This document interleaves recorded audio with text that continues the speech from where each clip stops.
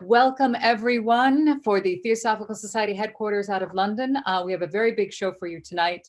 The Washington Post writes that Gary Lachman writes about philosophical and mystical ideas with exceptional grace, forcefulness, and clarity.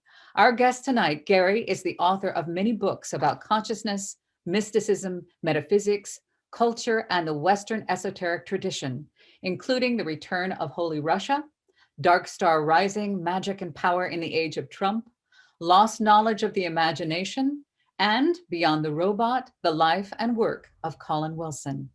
His work has been translated into more than a dozen languages. He also writes for several journals in the US, the UK, and Europe, and gives lectures all over the world. From the 1970s on, you could find him blasting familiar tunes behind his bass guitar, as he was a founding member of the pop rock group Blondie. And in 2006, he was inducted into the Rock and Roll Hall of Fame. Tonight, he begins the first of a three-part series here with us at the Theosophical Society headquarters in England about esotericism and the evolution of consciousness, based on his book, The Secret Teachers of the Western World. You can also find him really quick. If you'd like to follow him on Twitter, he's at twitter.com, Gary Lachman. He also has garylachman.co.uk. And ladies and gentlemen, please give a warm welcome for our guest tonight, Gary Lachman. Welcome, Gary. Well, thank you very much. And thank you for that introduction. Yes, it may seem a bit of a leap from playing in a rock band quite some time ago to writing about the evolution of consciousness, but we live in exceptional times. So yes, I'm going to talk about esotericism and the evolution of consciousness, rejected knowledge and ancient wisdom. So we might start out by saying, well, what's esotericism? And esoteric means inner. The exoteric is the outside. And if you want to get very technical, there's the mesoteric, which is sort of the in between the two, and then the esoteric is the center. But it means the inner, and it can mean the inner sort of inner teaching of some of the great religions, like Kabbalah is the esoteric side of Judaism, or Sufism is the esoteric side of Islam. There's an esoteric Christianity that actually used the term theosophy before Madame Blavatsky used it, and has to do with the sort of esoteric interpretation of the scriptures and things of that sort. But it also has to do with the inner, in terms of the inner world, our inner world, our soul or spirit. And that makes perfect sense because the religions in themselves deal with that. And so it's esoteric in that sense, and it's not necessarily secret. And there are certainly quite a few things that are more difficult to get a hold of. I mean, we all know sort of pop interpretations of elementary physics and quantum physics and all that, but the actual, hands-on, as it were, experience of it is very, very difficult, and not everybody can master it. So that you could say that's esoteric in one sense as well, and others, sorts of very, very difficult sort of disciplines. But so it's not necessarily secret in the sense that it's not available, but it is something that one has to go out of one's way to sort of become aware of. And over the centuries, over years, depending on where you want to say this started, there's an umbrella term, esotericism, that's come to understand or come to sort of bring together a variety of different teachings and philosophies and religions and spiritual practices in the West, but East as well. But we're going to touch on some of them this evening: Hermeticism and Kabbalah, mentioned already, Gnosticism, but also in the East. I mean, you have Buddhism, and there's a kind of esoteric Buddhism. I mean, Madame Blavatsky again, made that term sort of popular in the early years of the Theosophical Society. And again, you could say the Theosophical Society concerns itself with an esoteric knowledge, and its sort of rival, as it were, the Anthroposophical Society, Rudolf Steiner. He has his own approach to esotericism, and the Gurdjieff Uspensky schools, the Fourth Way, and Manuel Swedenborg. I mention all these people because they're people that I've written about, and they're in the book at different stages in history chronologically. But the idea is that they all express share in this kind of common pool of a body of knowledge that deals with this inner world. And the image in the center here, this comes from a book in the late 19th century by the French scientist and what we would call a parapsychologist, Camille Flammarion. And I'm not quite sure if he was a member of the Theosophical Society or not, but he certainly was open to that sort of thing. He was a very famous and important French scientist. And over the years, this has come to be sort of misconstrued as a sort of woodcut from the Middle Ages or something like that. And it isn't. It originates in a book about meteorology.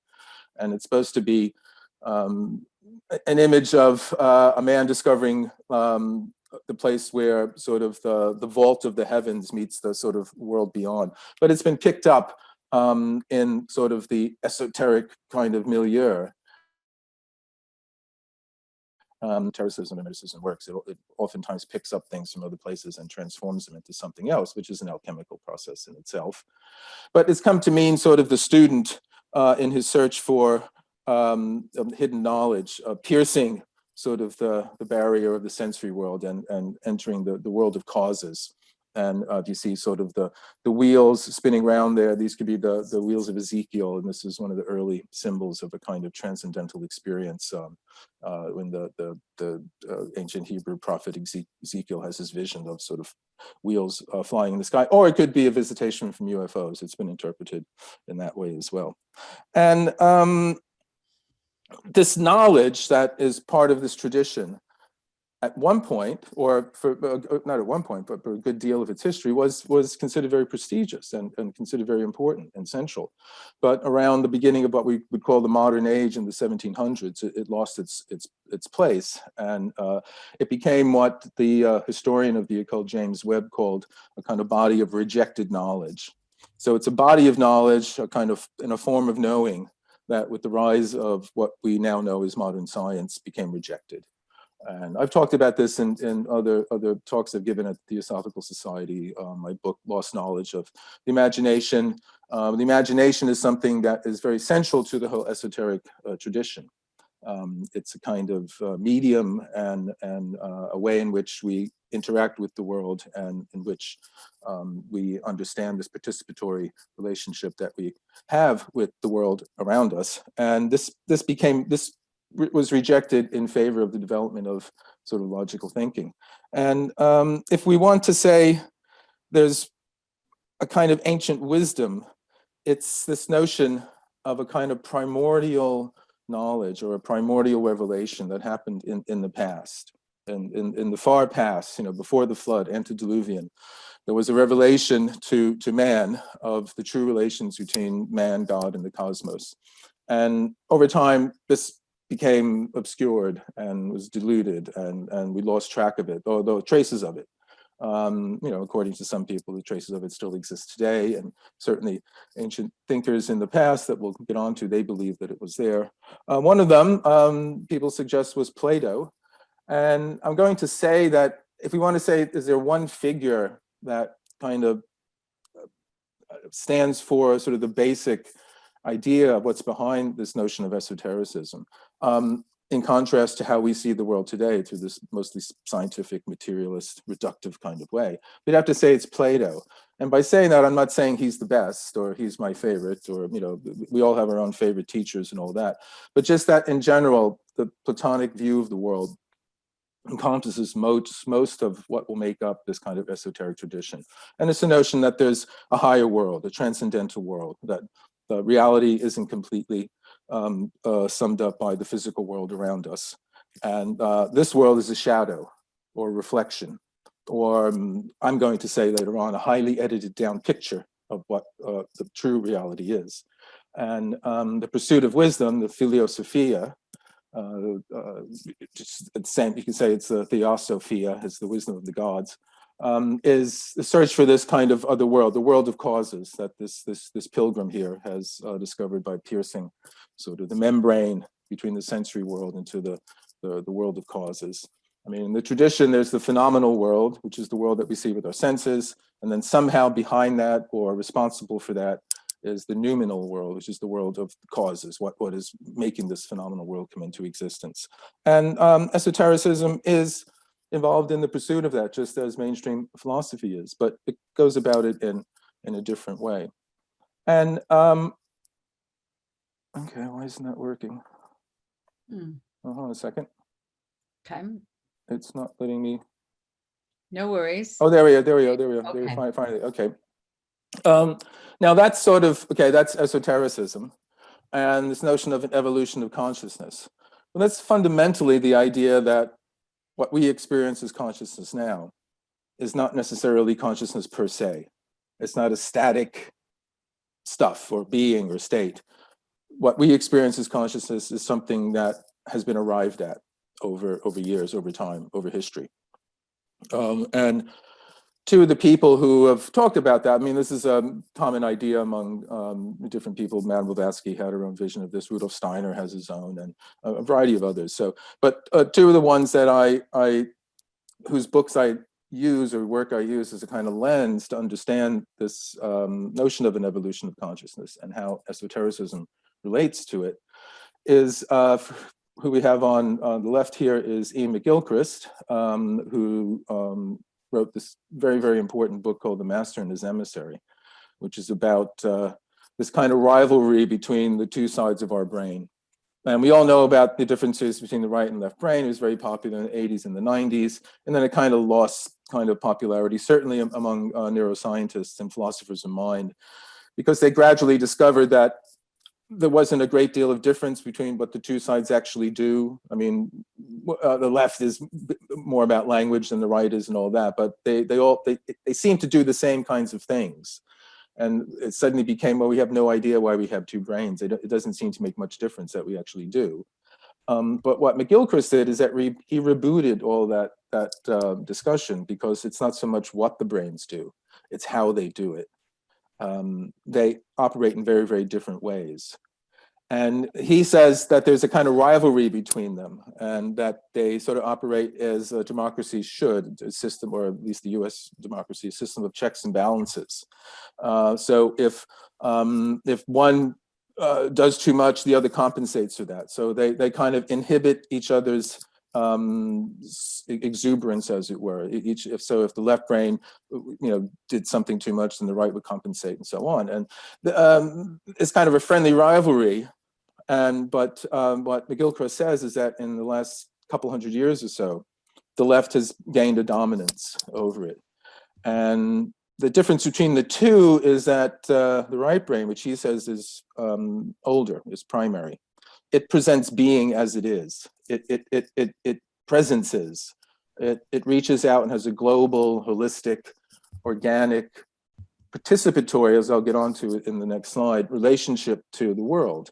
And in a way in which McGilchrist says, and I can only just say this now and not go into detail what he means by this, but actually it brings the world into being. It presents the world. It creates the kind of awareness of the world around us. But it's a global overall kind of picture.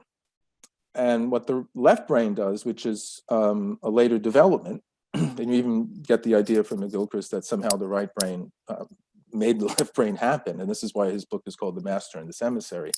The left brain is the emissary of the master, is the right brain.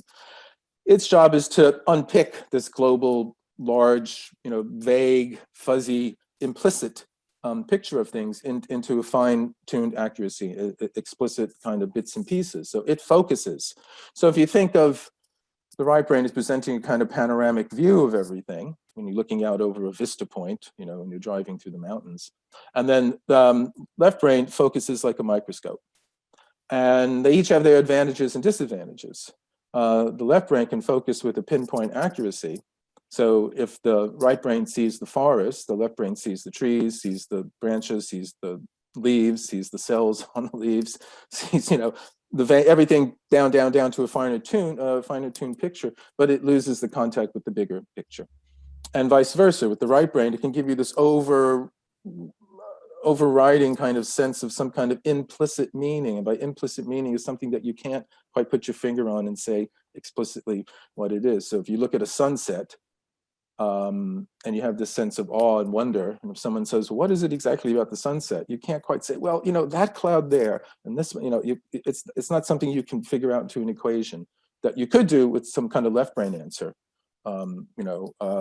Whatever, some mathematical formula or something like that, you can get an exact answer to that, or chemical solution. You can get an exact answer to that, but it lacks that larger kind of sense of a participatory meaning.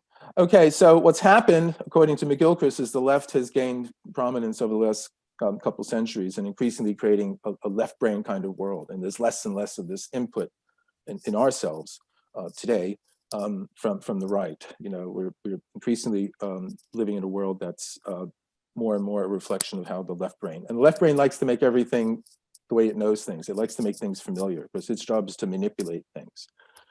If you can say the right brain is about isness, and the left brain is about business. So the right brain is about presenting something. Here it is. Here's this total, world now in all its livingness.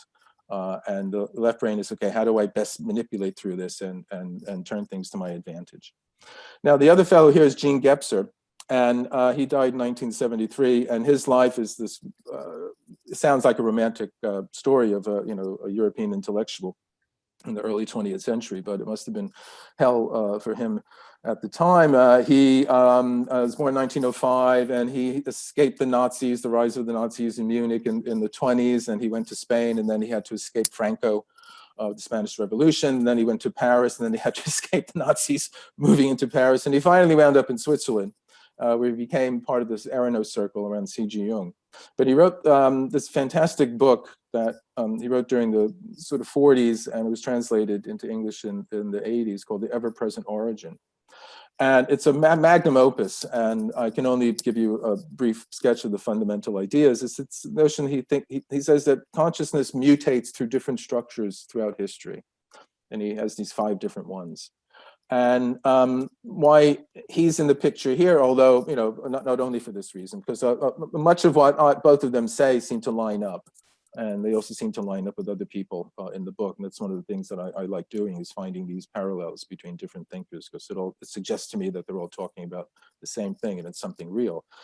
And it's that what we are going through now is what he calls the deficient mode of the mental rational consciousness structure, which is basically the modern mindset.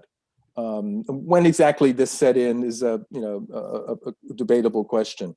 But he's saying in the 20th century, this modern mindset, the rational mindset that came in with the rise of science in the 17th century, all the structures that had put in place, social structures, philosophical ones, scientific ones, variety of different ways of seeing the world that seem to sum it all up, they've all started to fracture and break apart. And if you know anything about relatively contemporary developments in philosophy and academic world, the deconstructionism and post-structuralism and postmodernism, they're all fundamentally about taking apart the Western intellectual tradition and going back to day one, and we'll get on to that here. So what McGilchrist describes as a kind of hypertrophying or overemphasis or exaggeration of the left brain way of manipulating the world, breaking it down into bits and pieces. That's paralleled by how Gebser describes the state of consciousness that he talks about, and it's the breakdown of the mental rational. So things are fragmenting, things are getting more and more bitty, and we know more and more about less and less, as it were. But what they also both share is that this notion that earlier in our history, there was a different kind of form of consciousness than what we experience now. So this is the notion that there's an evolution of consciousness. And for them, it was a participatory kind of consciousness. Now, the easiest way to explain that is that the way we see the world now, there's an outside and there's an inside, and never the twain shall meet, as it were. There's a strict definition, demarcation line between these two sort of sides of the world. And there's an outside world that's objective and we all sort of share in. And then we each have this private, subjective inner world, this little island or little pool or puddle of consciousness that's inside here. And what McGilchrist and Gebser and other people in the book that I talk about say is that there's sufficient evidence to suggest that this wasn't always the case, that in an earlier time, in human history, that membrane separating the inner outer was much more permeable, or in many cases didn't exist at all. There was a kind of continuum, or you could look at it in the way that not only we had insides, the outer world had an inside as well. Now we only see the outside of the outside world, but at an earlier time we were somehow aware of the inside of the outside world. If you can follow that, I hope that's not too confusing. And for McGilchrist, that was a more right brain dominant way of being in the world, which we still participate now. We still have this experience now. It's overshadowed by the left brain dominance, but there are different times in our own experience then that we feel hints or tastes of this more participatory. We might not say that's what it is, but we have odd feelings, or at certain times aesthetic or poetic or meditative kinds of experiences where the difference between the I and the not I kind of melds for a moment. And for Gebser, this is what he called the mythological structure of consciousness, which predated the mental one that we're seeing the tail end of now. And that's a picture of the Greek gods back then. And the interesting thing that I found was that something along these lines is echoed by quite a few other people, and people that are within this esoteric tradition. And fundamentally, the argument I make in the book, or the suggestion I make, is that the esoteric tradition, the Hermetic tradition, or the Gnostic, or the Kabbalistic, whatever you want to call it, all those sort of alternative spiritual philosophies and religions, they all seem to me to form a body of what you want to call right brain knowledge. And for a variety of reasons, that's true, because they deal in images, they deal with the imagination, it's symbolic, they deal in metaphor. It is about a participatory kind of experience. And I argue in the book why there's good reason to suggest this. And that what I'll talk about in the next talk is about how in the early 1700s or 1600s, there was a character assassination campaign against this tradition when what we know as modern science really started going.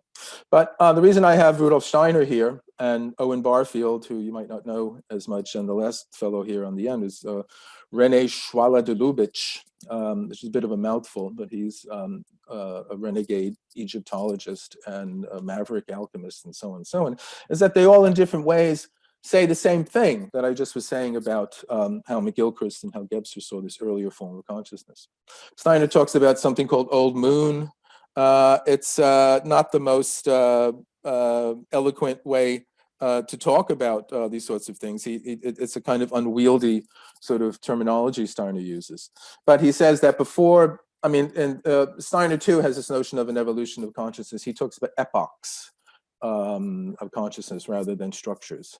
And he borrows quite a bit from the theosophical kind of sort of cosmic history with Atlantis and Lemuria and things of that sort. And he has different sort of ages in the history of the planet Earth and so on, and even beyond. And so this cosmic kind of history talks about old Saturn and old Sun. It's supposed to differentiate it from the planets or the star that we know today. But old moon consciousness for Steiner was what he called the picture kind of consciousness. It dealt with images and symbols, and not in rational, linear, sequential thought. And he said in our contemporary experience, we experience something like this in dream states. And I would also say that we can experience this kind of picture thinking and be aware of it if we can learn how to hover in this in-between state between sleeping and waking, called hypnagogia, and which is basically in between sleeping and waking. Hypnos is the Greek word for sleep, and gogias is a Greek word for guide. So hypnagogia is the state that leads you into sleep. And Steiner was very good at this. A lot of the people that are big names in the history of esotericism were very good hypnagogues. Jung is another one, Swedenborg. Uspensky, and so on. And it's fundamentally a way in which each of us go through this twice a day as we fall asleep and as we wake up. So you can learn how to stay awake as you fall asleep, as it were, and watch dreams form. An interesting thing about them is that this early Freudian named Herbert Silberer, he discovered that they're autosymbolic. This is something that the writer Wilson Van Dusen, who wrote quite a bit about Swedenborg, picked up on, or the psychologist, is that they seem like random images. And you often hear voices say sentences too, which sound like, word salad, as random things, but they actually have a strange meaning if you learn how to read, because it speaks in symbols. It doesn't speak in straight line, rational thinking. It speaks in symbols and illusions and so on and so on. So Steiner says, before the rise of what we know as rational consciousness, there was this kind of old moon consciousness. Owen Barfield, who is not as well known as he should be, he became a follower of Steiner and wrote quite a bit about the evolution of consciousness, but he had already got there through his own study of language. He was a great friend of C.S. Lewis. He was one of the inklings in Oxford with C.S. Lewis and Tolkien. Charles Williams, who was a member of the Hermetic Order of the Golden Dawn and wrote these still kind of readable thrillers, these kind of occult thrillers dealing with esoteric themes in a kind of thriller style. But Barfield wrote about the history of language, and he discovered that as he went back earlier and earlier in the history of language, language became more poetic. It became more metaphoric. It became more living. And this was strange because the accepted idea about how language developed at the time he was doing this is in the early 20th century, was more or less Darwinian. And the Darwinian model is that you start with something really simple, and then stuff happens, and at some point it just starts going, and it develops from this and this and this and this kind of thing, and eventually you'll get this kind of complex. So the simple leads to the complex. And what Barfield said is like, well, we never ever reach this kind of language, and everything is just kind of ugh. He says there's the bow wow and the ooh schools of origin of language. Bow wow school is that it came from animals, so we tried to imitate animal sounds, and this was the origin of language. And the ooh is that it's just exclamation, ooh, whatever. We get really excited and float around. But even to do this, we intuitively know that means you're pointing to something. But at some point, way back when, nobody knew that's what you were doing. You have to assume that people intuitively know that when you're doing that, you want them to look at it. We know we can't not think that because we've grown up like that. But there must have been a time when, and you have to think about language, there must have been more than one person, right? There couldn't just be one person who could speak and nobody else knew what he was talking about. I mean, I often feel like that, and we all do, sure. But I mean, way back then, so it must have been something that happened communally, and it must have all happened at the same time. And I can't go into Barfield's ideas too much here, but he believed actually, no, the reason that it's the same, and he got the same effect from studying ancient language that he did from studying romantic poetry that he loved, that the poets and this ancient language somehow made the world seem more alive. And this is because it was more metaphoric. And a metaphor is a picture. Leave no stone unturned, right? Water under the bridge. I mean, we say these things, we sort of immediately know what they mean, but we forget that there's a real picture there. That somebody at some point, for the first time, said, "Oh, let us think of this no longer. It is like water under the bridge." And it's like, "Oh, wow, yeah, wow, that really." So again, we just say these things now, we don't think about them, but they actually have this pictorial content. And this goes back to this idea about an earlier form of thinking that was pictorial. And Schwal de Lubitsch had something very similar as well, that he called the intelligence of the heart. And this was something that he believed was at the very central and basis of Egyptian civilization. And it too is a participatory way of seeing the world. It was a way of seeing the inside of things, not just being stuck on the outside. And what he calls cerebral consciousness, or the Set mind. And if you know Egyptian mythology, Set is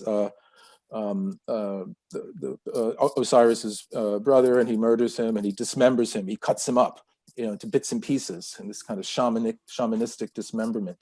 And Isis has to collect all the pieces in order to mate with the dismembered Osiris to produce Horus and all that.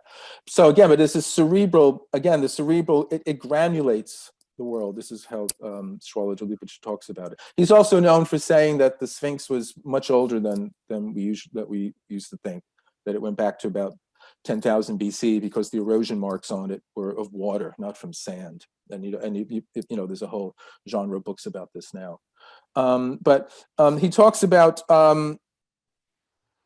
with the intelligence of the heart, in this wonderful book of his called Nature Word, you are able to tumble with the rock that falls from the mountain, and you can seek light and rejoice with the rosebud about to open, and expand in space with the ripening fruit.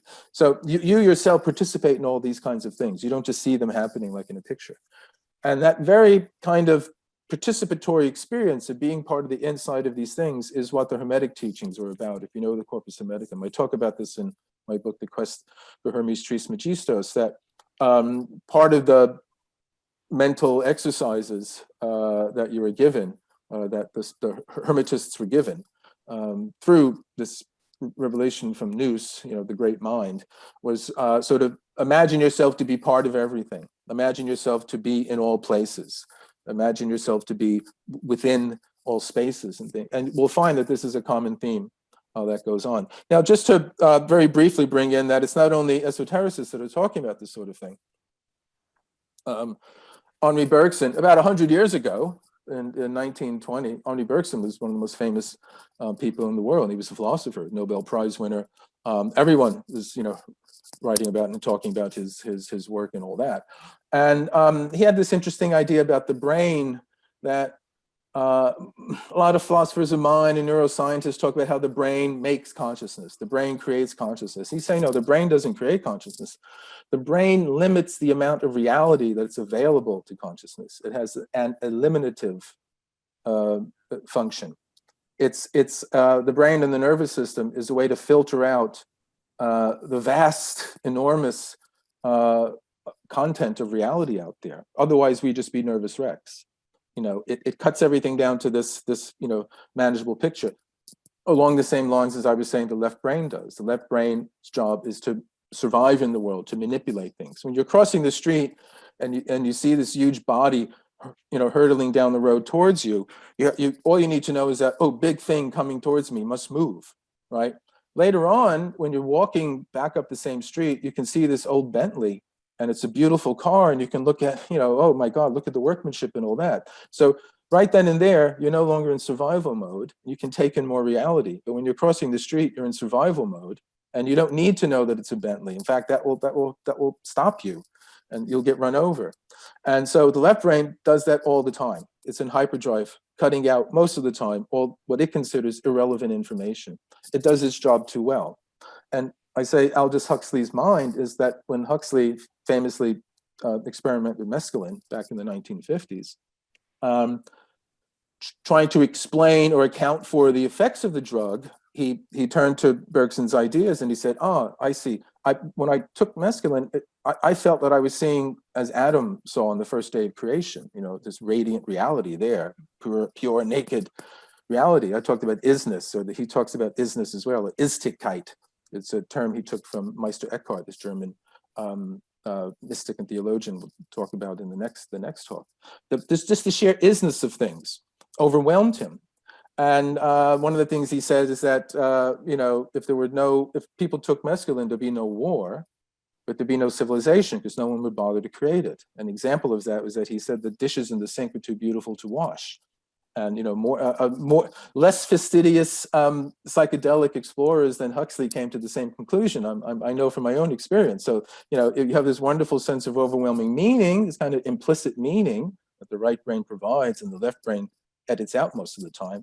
But you can't do anything. Your will is inhibited, and so we would all very much like to stay in this warm bath of this kind of meaning, but for one reason or another, evolution itself has put the brakes on that because we have to be spurred on to create. So just to say, there's philosophical backing to this, and if you go back in time even further, than the ancients to our Neanderthal progenitors. According to this fellow here, Stan Gooch, who wrote these wonderful books in the 70s and the 80s about our Neanderthal heritage. I mean, he was laughed at when he was writing these books, but today, every now and then you see on the news something else, or whatever in Nature or Scientific Americana or whatever it is, that Scientific American, that some new evidence that yes, Cro-Magnon mated with Neanderthal, or Neanderthal was smarter than we thought. He was saying all this stuff back in the 70s and the 80s. And he did say that, we are a product of Neanderthal and Cro-Magnon mating. And Cro-Magnon had more of this left brain kind of way of seeing the world, although he didn't see it in terms of the right and left brain. He saw it in terms of the whole cerebrum, which is the top bit, and below that it's an older kind of mini cerebrum, or kind of like the nervous system's first shot at a cerebrum. It's called the cerebellum, and it's a smaller version of what the cerebrum is. It's like a cap, over the older parts of the brain. But he says that Neanderthal, if you see in this painting here, which Frank Frazetta, so you don't know if Neanderthals really look like that, but I like the painting. They have this kind of big head back here, and he said the cerebellum is much bigger. And he equates the cerebellum as the kind of source of paranormal phenomena. He studied a great deal of it himself. He was a spiritualist for a while. He went through trances and all that. And funnily enough, Swedenborg, who I'll get onto later on in the series of talks, the great Swedish savant and mystic, he too said that the cerebellum is the part of the brain where God communicates with us. But he's saying that the Neanderthal had something that he called direct perception. And if you know what happens when you like something, it's true, but it is, or this is going to really happen, or yeah, I know I'm right, and you turn out to be true. He said Neanderthals sort of worked like that. They kind of knew, but they didn't know that they knew. This thing about direct perception or intuition, or like the idiot savants that Oliver Sacks talks about. I mean, there's stories. Sacks tells a story of these, these two people. They can't tie their shoes, but they can trade off 25-figure prime numbers to each other. If you know a prime number, it's a number that can only be divided by itself in 1. And so 1 is like that, 9. No, not 9. I forget 7, whatever 3. But you get up into 6, 7, 8, 9-figure numbers like that. There's no way you can tell, because there's no formula to figure out whether a number is prime or not. You have to divide every other number into it. But these guys are able to say, and they can just reel off a number and say, and the other one goes, yeah, you're right. And so they're able to do that. And there's famous stories of, I forget the name, but a father and his son. The son was this calculating genius, a young boy. And he just asked his father, when was I born? The exact hours, and whatever he told him. He said, in that case, I've been alive for whatever million numbers of seconds. And his father, he went home and he worked it out. And he said, you're wrong. He said, no, you forgot the 2 leap years, or whatever it is. So in a matter of seconds, these people are able to come to these answers. They have no idea how they get them. And they're not necessarily brilliant in any other way. So Gooch is saying that Neanderthal had something like that, had this kind of direct perception, which is, again, a participatory. And it was a lunar-based kind of whole religion. And they also believe that Neanderthal very likely had a matriarchal kind of society, although we don't have any evidence for that. But Gooch makes some, substantial conjectures about that, I would say. And again, what happened with Cro-Magnon, what happened with the rise, is that the lunar-based knowledge got kind of overtaken by the next. And so what happened? Well, this is the shift from the mythic to the mental. And at some point we lost this. We didn't lose it completely. We still have vestiges of it. So we experience it in dreams and synchronicities, strange kind of mystical experiences where you feel at one with the world, or we all have them. We all can reel off 1 or 2 of them, I'm sure. And different people have conjectured, okay, so when did the shift kind of happen? They're odd now, but what we have more of is the kind of intellectual knowledge than this earlier kind of knowledge. The first fellow here is Julian Jaynes. He wrote a very important book in the 70s called The Origin of Consciousness and the Breakdown of the Bicameral Mind. And briefly put, he believed that until about 1250 BC, human beings didn't have the kind of inner world that we experience. We can talk to ourselves. We can ask ourselves what we're going to do. Oh, am I going to go to this lecture tonight? I don't know. That guy's a bore. Oh, come on. There's nothing else happening. Okay, let's go do it. But human beings before that time weren't able to do that. What he said is that there are two sides of the brain were bicameral. Bicameral means two-chambered, two rooms. And the left brain didn't know what the right brain was doing. I mean, for us, in the long run, that's the case for us too. But they do seem to work in parallel much more than what James is saying. And what he's saying is that ancient man used to hear voices, and he believed they were the gods telling him what to do. But the voices are coming from his right brain, and he writes about these kind of auditory hallucinations. And he himself has one and all that. But what happened is in about 1250 BC, there were a series of catastrophes. There were natural disasters. There were great migrations. There were invasions by the sea peoples. And this kind of easygoing, laid back kind of way of life when, you weren't really in a rush to do anything, that all somehow changed. And the tension created an atmosphere in which that kind of separation between the two brains broke down. That's the breakdown of bicameral mind.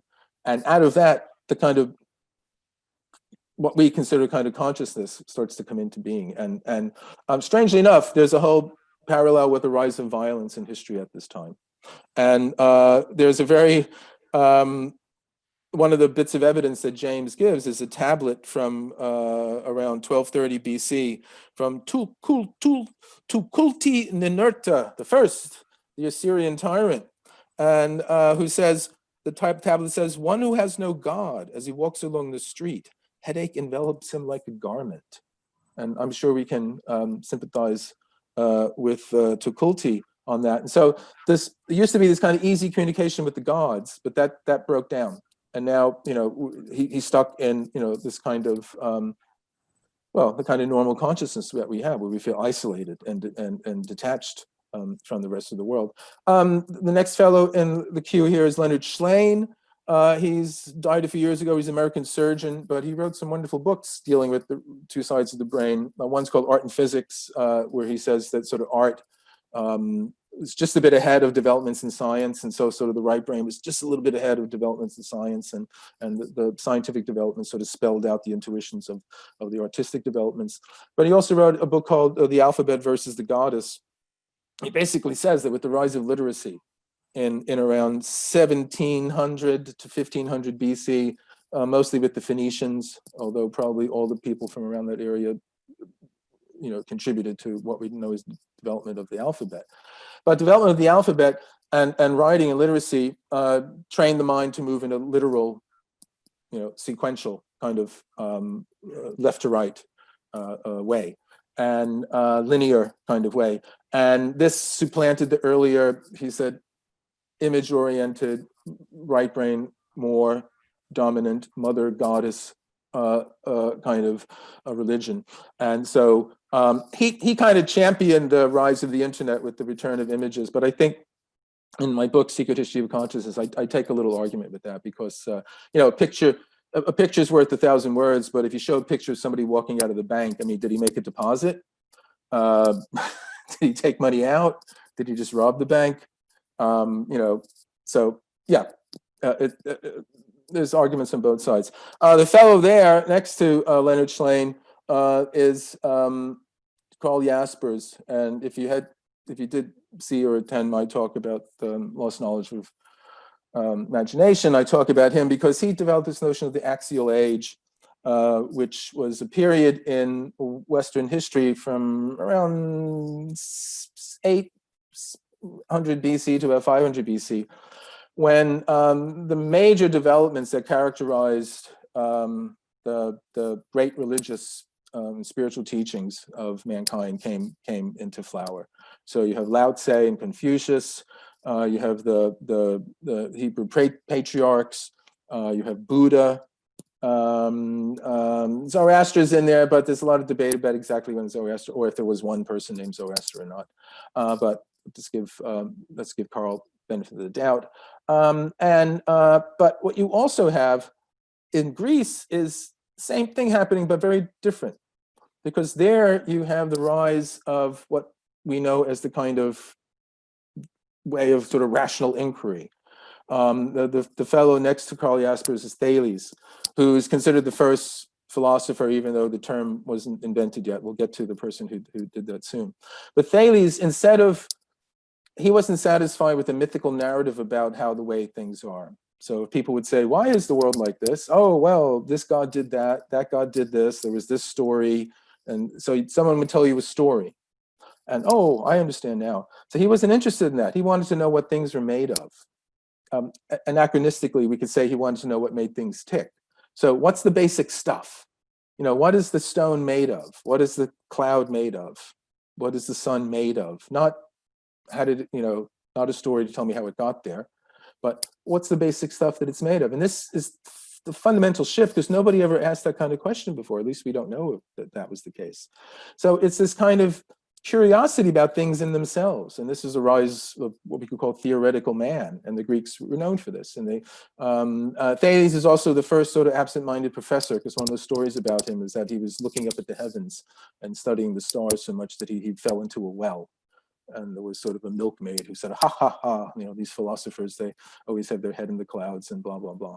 So yeah, that's true. That's true. But he probably got a better view of the stars from the well anyway, when he was in there. But this is a very different kind of thing. This is another shift. So this is a shift from the mythic point of view, which tells you a story, to the mental, which is seeking an explanation, which is different. It's seeking an explanation for things. But where are we? Hi, Gary. No, we have about 10 minutes until we're at our hour. Okay, okay. Once again, I thought I'd get through them. So no, fine. You're doing fantastic. Carry on. So I've got about just as many more slides, but I'll try to go as quickly as possible. So, but one of the things I point out in the book is that although the shift from the mythic to the mental is always portrayed as this kind of sudden disruptive event, like the kind of catastrophes that Julian Jaynes was talking about. Or if you know your Greek mythology, Athena is born from the forehead of Zeus when Prometheus cracks it open with his axe. And this is the notion that Athena came fully formed from Zeus's forehead. So and Athena is the goddess of wisdom. And so this new way of seeing the world, this new way of understanding or trying to understand the world, it has a certain violence to it. It's a violence in its origin, and it's a wrenching apart from this earlier kind of form of consciousness. But it wasn't quite as total a break as that. And this very important book called Religion to Philosophy of F.M. Cornford, written in the early 20th century. He says that, yes, while that went on with these philosophers like Thales and Anaxagoras and Heraclitus, and they're all asking different ways, what is stuff made of? Water for Thales, fire for Heraclitus, and so on. Pythagoras, who's later than Thales, but he's actually the first philosopher because he coins the term philosopher, which means lover of wisdom. He also termed theory. He also coined the term harmony and cosmos. And he seems to be part of a tradition that was trying to integrate the newer form of way of seeing the world with the older mythical kinds of things. And Cornford talks about these two permanent needs of human nature. And while we know there's a need for the precise, we all need that, there's also this need for the vague. And the vague, I don't mean kind of dumb. I mean, it's if you listen to a piece of music and you feel this, sense of awe or, deep, profound something in you, you'd be hard pressed to say exactly what it was. You can't say explicitly. So it's vague in that sense. Total global kinds of things tend to be vague and hazy and fuzzy. And you can't give a precise explanation for it. Whereas the other things, you can give a precise explanation for it or precise, definition, account of them, but they don't participate in that sense of meaning, the global meaning the same way. But Pythagoras was able somehow to bring these two things together. I mean, he came out of the ancient Orphic tradition, which was itself refinement of the Dionysian tradition, the ancient Greek mysteries. And so Pythagoras seemed to be somebody who was able, he certainly got the math down. And if we talk about, I have to go figure that out, that comes from Pythagoras, how they first wrote down numbers is that numbers had different figures. The tetrachus up there was 10. And 10 was a symbol for the entire, material universe, from the 1 and to the 2, and then the 2 is reconciled by the 3, and the 3 gives manifestation to the 4, which is the solid earth that we live in, and so on. So that's just an example. So there is a tradition, even while the mainstream intellectual tradition, which is one of rational inquiry, is developing. There's a tradition in which the older way of consciousness is still there, and as I said before, Plato, is kind of key to all this, because he's someone who is kind of like what we want to say is kind of like the best example, or he develops this kind of parallel way of knowing things between the new dialectic of rational inquiry and the old school of myth. That's a bust of Socrates, because when Plato wants to show someone up, let's say, or show us our ignorance of things, he will employ the technique of dialectic, which is basically question and answer.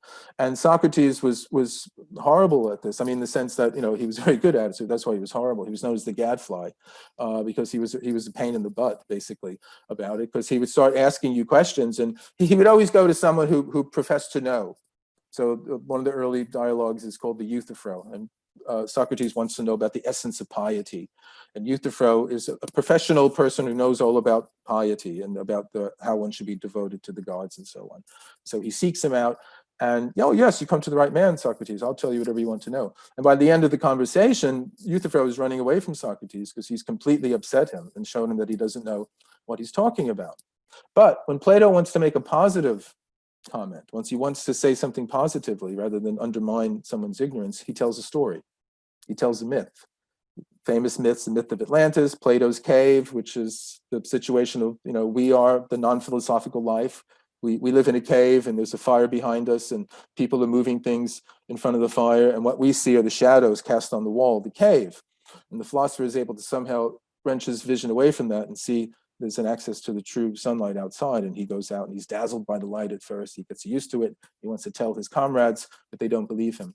And I have Egypt down there. I mean, the other myth is the myth of the androgyny, which was the sort of the human beings. This is the myth, the origin of romantic love. Human beings started out as both sexes connected, and they were these perfect, harmonious beings, and the gods got very jealous, and so to make sort of like the same Garden of Eden kind of thing, to make sure that they didn't, rival the gods split them in half, and so for the rest of our lives, we're searching the other half and all that. So again, these are stories to account for why things are the way they are. They're not explicit philosophical formula. And I have Egypt down there because Plato was one of the ones who was supposed to be schooled in Egypt. So I can jump quickly. I mean, after Plato, Aristotle, he's the first research scientist. The development Western thought turns more towards rational inquiry, finding actual evidence and gathering material and specimen and things of that sort. But then you also have this kind of self-help movement that starts happening, much like our own time now. It was a very tumultuous periods in Greek history, and people were looking for answers of how they could lead a quiet life, how they could achieve ataraxia, which is this kind of state of calm. And the first fellow here is Zeno of Citium, not the Zeno of the paradoxes, but he's the founder of Stoicism. It's called Stoicism because he taught on this porch, this kind of painted colonnade in Athens. So he was competing with Aristotle, who was at the Lyceum, and the Platonic Academy was still going on in the Grove as well. But Stoicism, the fundamental idea of Stoicism is put up with everything, because in the long run, it all works out for the best. So that's fundamentally Stoicism. There's a logos running through the world, a rationality. And even though right now your life might be miserable, in the long run, everything works out for the best. There's a brotherhood of man, actually. That was one of the first philosophies, even prior to Christianity, where this notion that all men are equal. And Stoicism was It had a wide appeal. It was very popular with slaves, but it's also popular with Marcus Aurelius, who was a Roman emperor, and he's probably one of the best expositors of Stoic philosophy. The fellow in the middle is Diogenes. He was a cynic. Cynic comes from the Greek word for dogs. We just think it's somebody who has a bad opinion of everybody, or is suspicious of everything. But Diogenes rejected all conformity, rejected all the norms. His idea was to get back to nature, let it all hang out. And he used to eat scraps out of the rubbish, barrel. He slept in a barrel. He kept company with dogs rather than human beings because he thought dogs were better company. He urinated in public, and he did lots of, what we would call slacker, or I don't know, what do you want to call it these days, punk behavior or something out there. And he famous story where he looked for an honest man, in the middle of the day with a lighted lamp. So he had a very low opinion, but the only way of leading a good life is go back to nature. And the next fellow, there's a couple others I'm leaving out, is Epicurus, from which we get the Epicurean philosophy, which we associate with having this fine kind of, taste like a connoisseur. But it's not really that. I mean, you can see Epicurus is the polar opposite of Stoicism. Where Stoicism says put up with everything, Epicurus says pick and choose that which gives you the greatest pleasure, because pleasure is the highest value in life. There are no gods. There's no afterlife. He was a strict materialist. There's only atoms and the void, much like science tells us today. So when you die, that's it. So now seek the highest pleasure, but he doesn't mean like a all-you-can-eat buffet. So it's not jam as much as you can. It's seek out that which gives you the highest pleasure. And again, that's not necessarily caviar. It's like whatever gives you the highest pleasure. And so it's a rational kind of hedonism. So there was a movement away from the mystical kind of philosophies. Where am I with this? You still have, you're right at 7, but you can carry on for a little bit because you're on a roll. Okay, all right. Let me just go quickly. I'll just go quickly here. I got that. And so we're up to Jesus and the Mysteries, and that's not a rock band. Well, it probably was a good one. But along the same time as you have these self-help philosophies showing up, or which are basically rational ways of approaching how to live a good life. And today, if you look at Amazon, if you look at the bestseller list for books, there's a lot of books on Stoicism are very popular because we're going through a similar period where it's a very chaotic period of uncertainty. People don't know exactly, what to depend on anymore, and so they want to have a guide, to get through life. But at the same time as the popularity of these kind of self-help philosophies, you also had a resurgence of popularity in what was known as the mysteries. Now, in Greece, you had the Eleusinian mysteries been going on for centuries, and we don't know too much about them precisely because they're mysteries. Well, they had something to do with rebirth and something to do with the myth of Demeter and Persephone, who is, she's taken down to the underworld, but then she's agreed to be released every spring, and so it's the rebirth, the return from the dead, and so on. But in getting into the Roman times or the late Greek times, you have a revival of the worship of Isis, who's in the middle there, and she's one of the classic mother goddesses.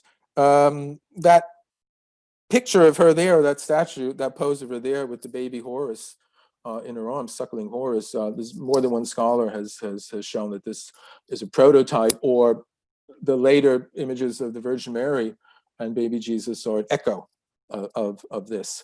And there are people who argue that the Black Madonnas that are found in many cathedrals in Europe, these images of the Virgin Mary that are black, that's some kind of esoteric reference to Isis and Egypt, because Egypt was known as the land of Chem, and Chem is this black soil. That's when the Nile overflows and all that, alchemy is supposed to be out of Egypt, and so the black soil is supposed to be a reference to Egypt, making virgin, likened unto Isis, and so her mysteries became very, very popular in this time. Once again, a bit more raucous and wilder mother goddess was Cybele, who came in from Phrygia and Anatolia, and she's much more like the Hindu goddess Kali. There's a darker side to Cybele. It's the dark, destructive mother, not just the loving, kind, nurturing, good housewife, which Isis was. There's her worship is much more transgressive, and it harkened back to the older Dionysian kind of mysteries, and it was what we would call kind of very wild and sexual and crazy. Men dressed as women, many of them castrated themselves, and this is an echo of the mythological story about Cybele and Attis, who was her young lover. And but it somehow came about that he had to marry King Midas's daughter. And when Cybele caught wind of this, she wasn't very happy, and so she appeared to Attis in her full form as a goddess, with all the special effects, and this drove him mad. And then he ran out and castrated himself and died. But many followers of Cybele did this, and she too had this relationship to a black stone. There was a black stone that was part of her worship that was supposedly a meteorite, and this was set into a kind of silver statue, and it was famously brought to Rome at one point, and they became so popular, these mystery religions, that the actual Roman authorities had to outlaw them at one point. Because even for Rome, I mean, I'm saying Rome is decadent, 101, and for them to have to outlaw something, it must have been pretty wild.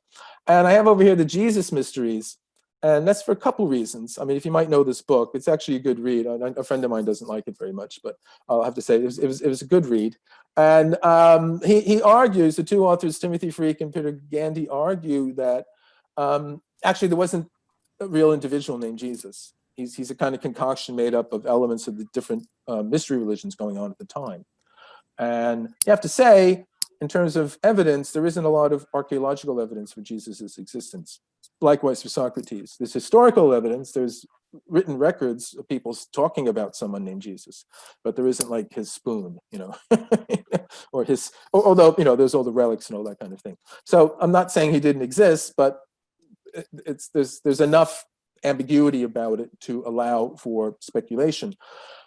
And even if you don't want to take this strong argument, many of the themes in the Jesus story, the virgin birth, being born in the manger at that time of year, coming back from the dead, a variety of other things were already kind of in the currency of the mystery religions there. So there's enough similarities to suggest this. And in itself, Christianity itself could very well have been presented like another mystery religion. I mean, we know Christianity from the hundreds of years of its history and all that, but it started out, or there's good reason to think it may well have started out as another mystery religion.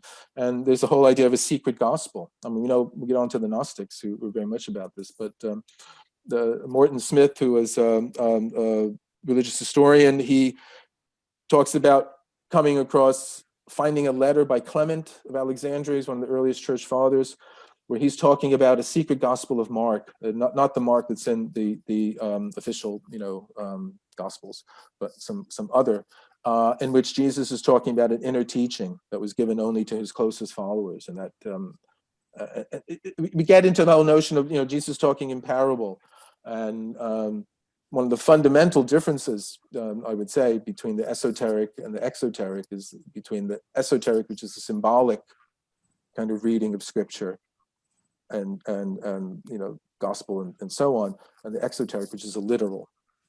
And this is, I would say, more than anything else, this is something that separates people from whatever sort of faiths and beliefs you have. The literalist and the metaphoric, or the analogical reading is very, very different. And the esoteric is the symbolic, is the analogical reading.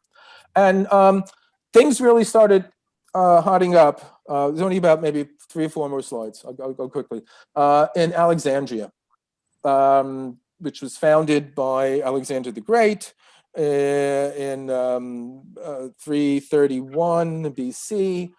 He never saw it. He had a vision in a dream that this was the place to build the city that he wanted to build, and he sort of laid out some of the the areas of what the harbor would be here and that kind of thing. But then he had worlds to conquer, so he went off, and he never saw it again. And he went to Ammon, where the priests declared him a god, and then about 10 years, a little bit, maybe less than 10 years or so, he winds up dying in Babylon after getting as far as India.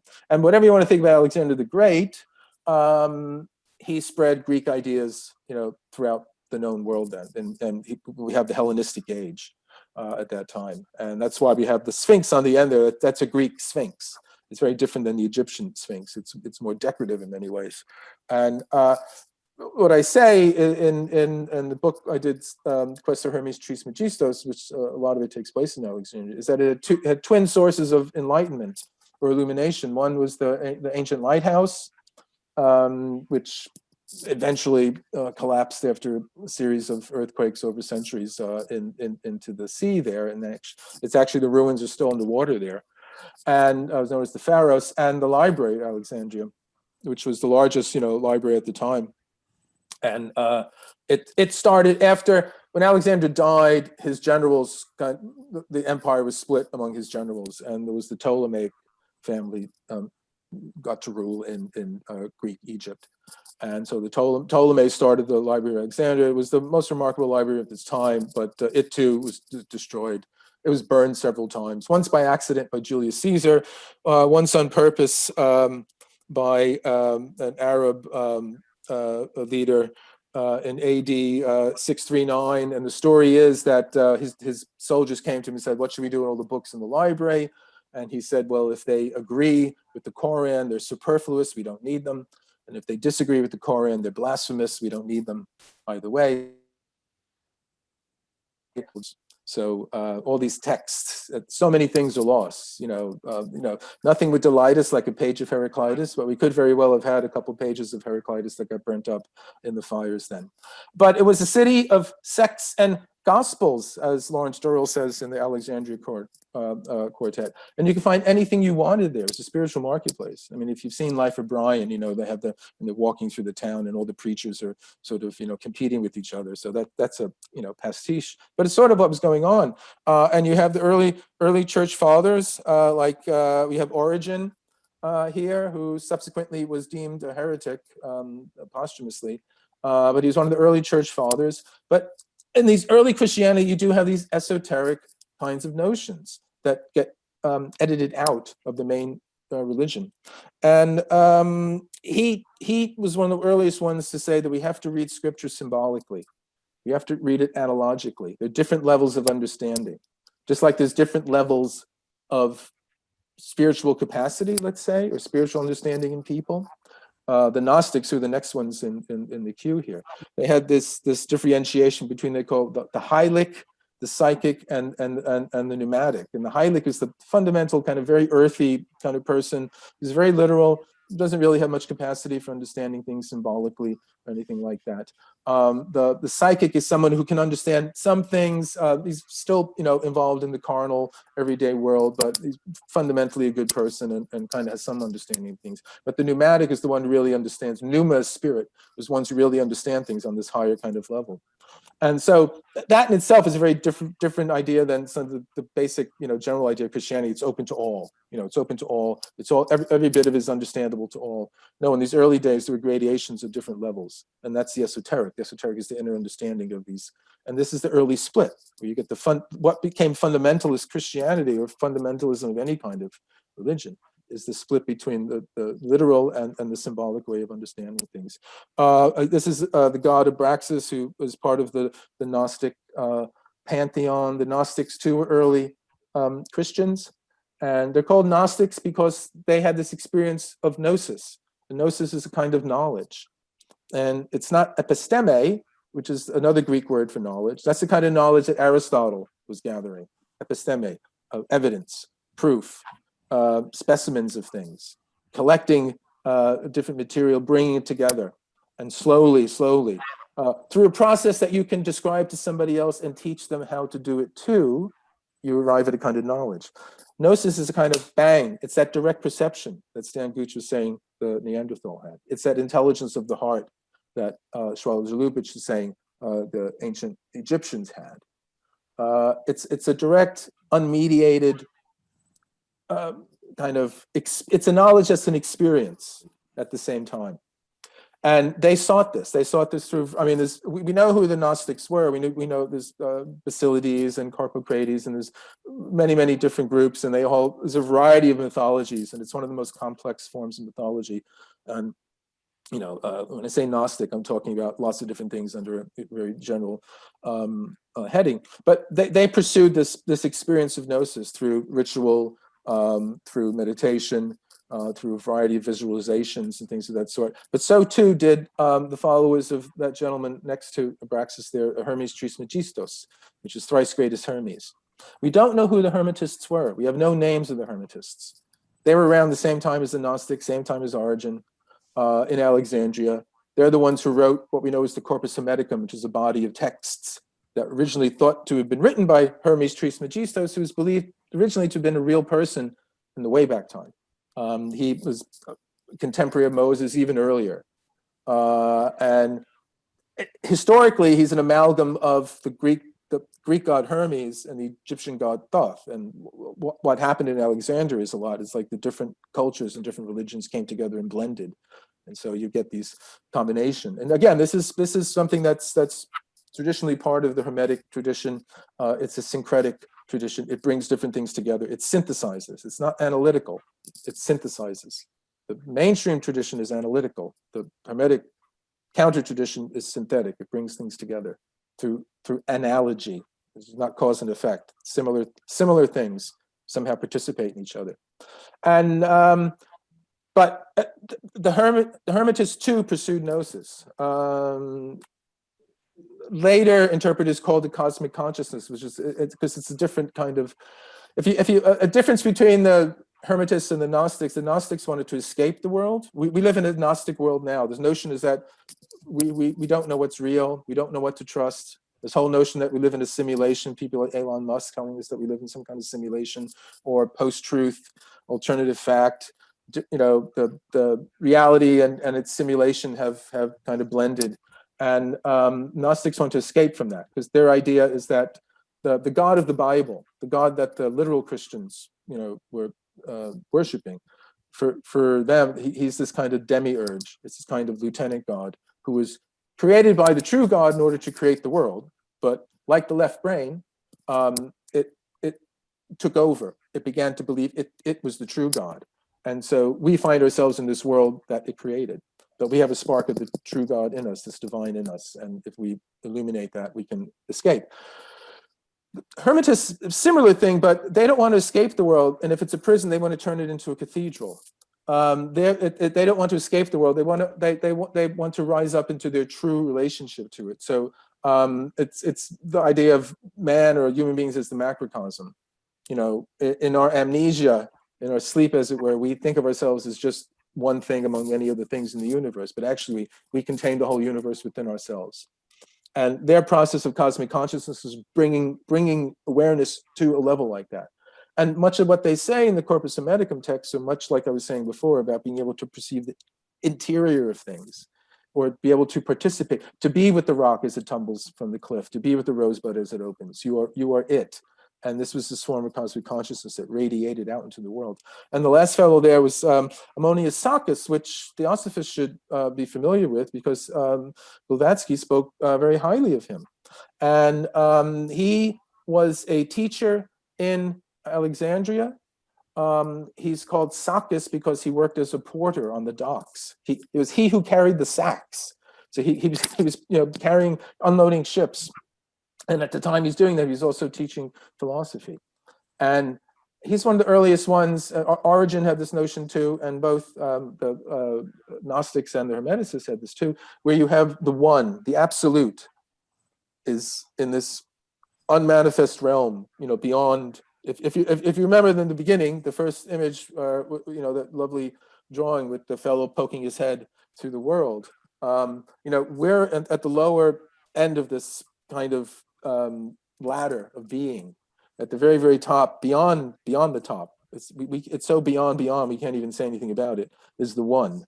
And then from that emanates on a descending scale down to where we are now. And he's an early one talking about, and this is like a fundamental idea behind, of esoteric philosophy and cosmology. And Ammonius Saccas is talking about this. And he's also talking about, just as, you know, in terms of being, there are these levels, there's levels of understanding in the texts that we read, in you know, the books that we read. We don't know whether he was a Christian or not, but he certainly taught Christian philosophy. But the fellow who he was very, very influential on was Plotinus.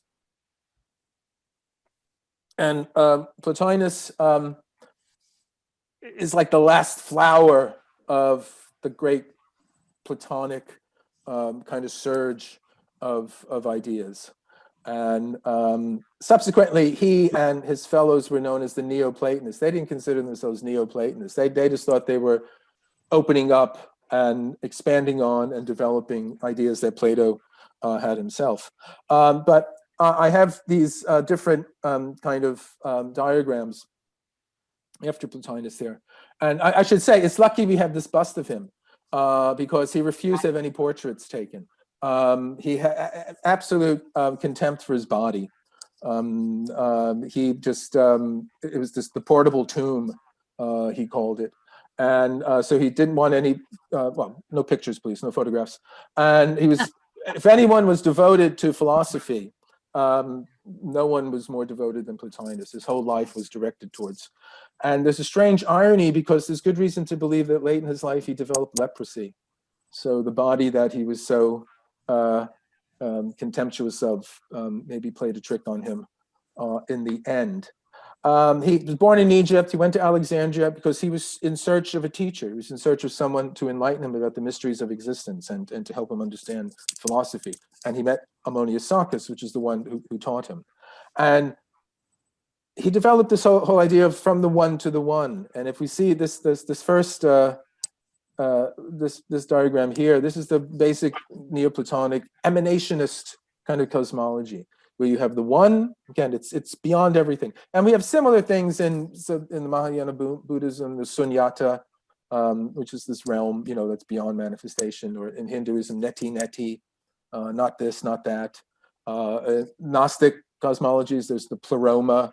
So many different traditions have, and even in Christianity, God, you know, we tend to think God the Father, but that's just an easy way for us to understand God is neither body nor parts. You know, we're confusing the medium through which we're, in our humble human minds, are trying to understand these vast metaphysical mysteries with them themselves. So, I mean, the basic sort of Neoplatonic idea is that you have this one, and out of it manifests nous, which is the mind. And in Plato's philosophy, this is the forms. You know, Plato believed that, you know, everything on this realm is a kind of shadow representation of something that exists in this transcendental, non-manifest realm. And these are the ideas or their forms.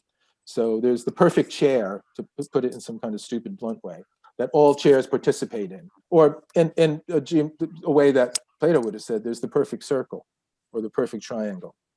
They exist in an ideal realm, but all triangles and all circles that exist in this realm participate in that realm. They are shadows and representations of it.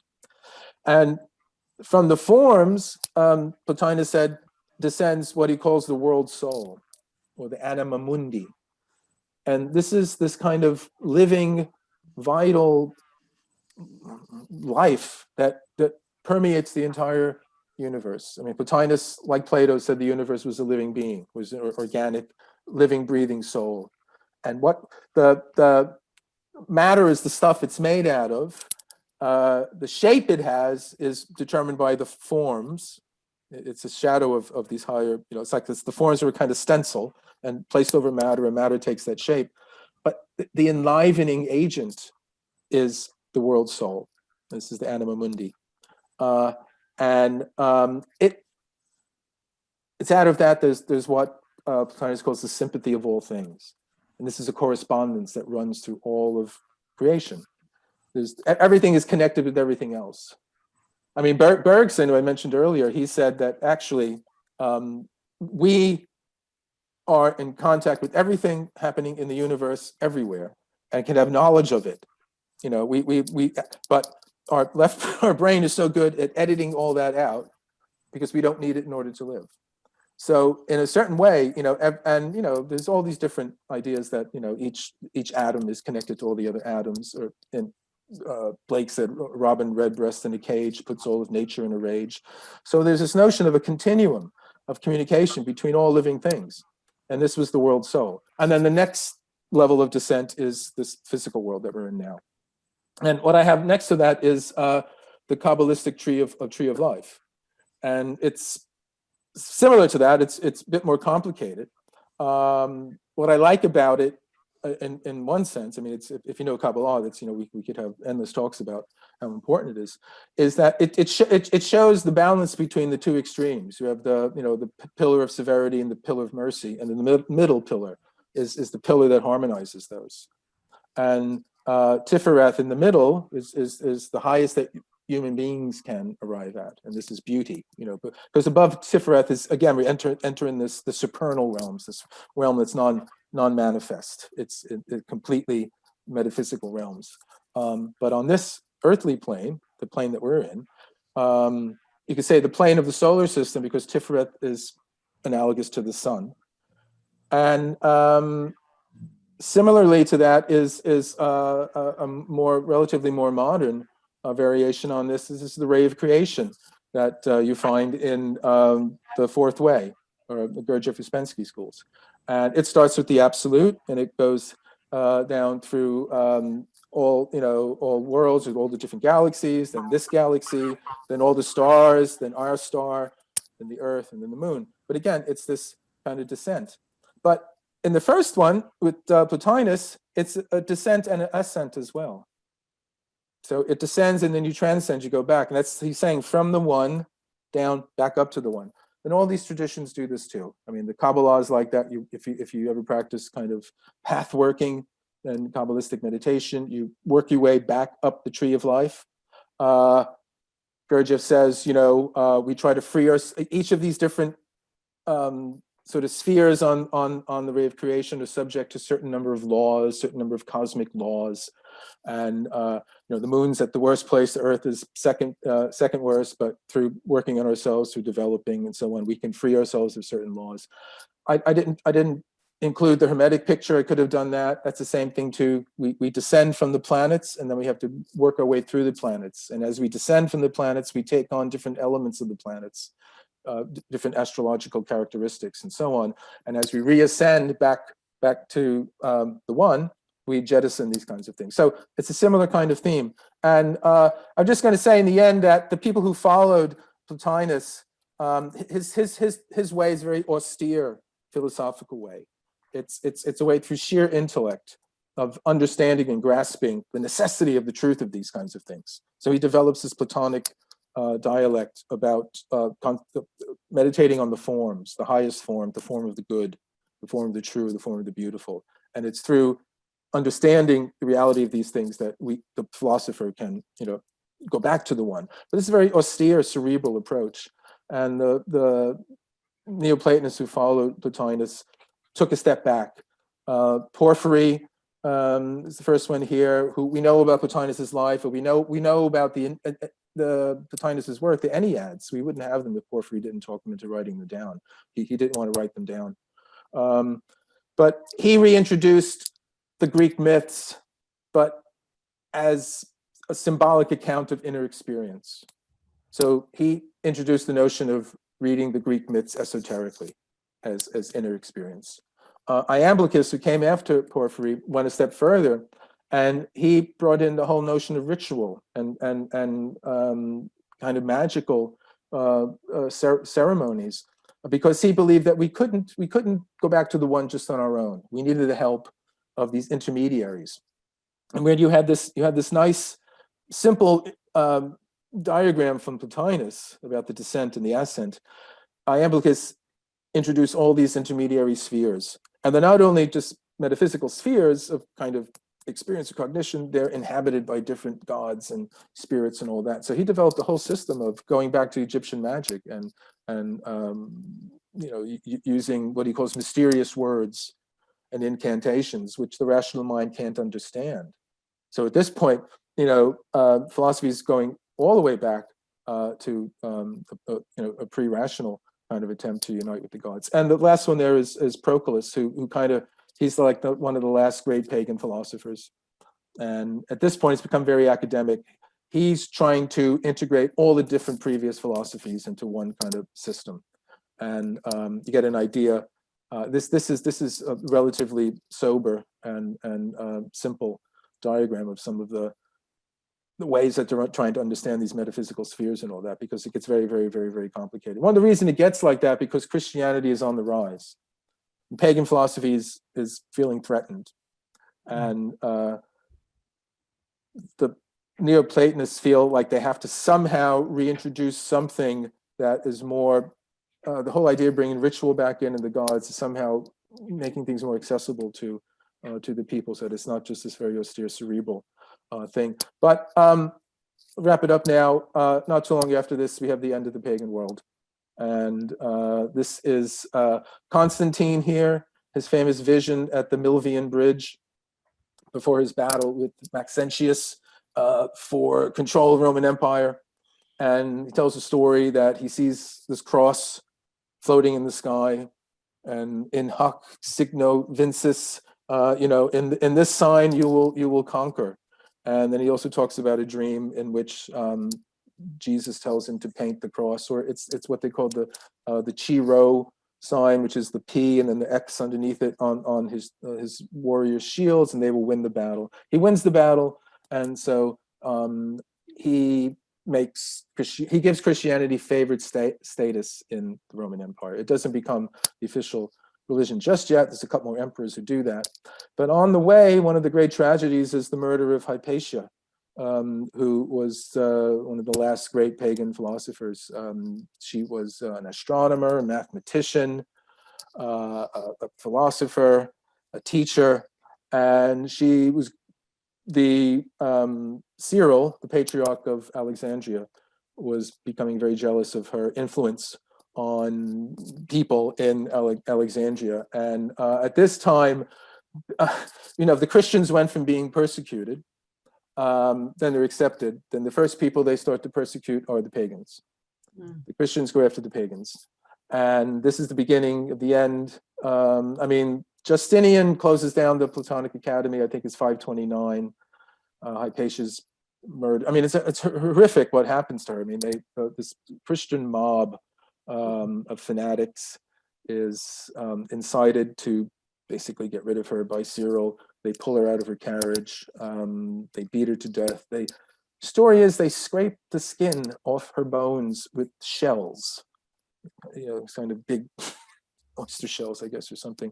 And then they burn the remains and all that. But that's kind of, the Platonic Academy carries on a little bit further than that, but it's pretty much the end of the pagan world. And what you have after this is what I call the pagan diaspora, when it leaves Alexandria, and then there's a whole, but I'll talk about that in the next talk. Thank you very much.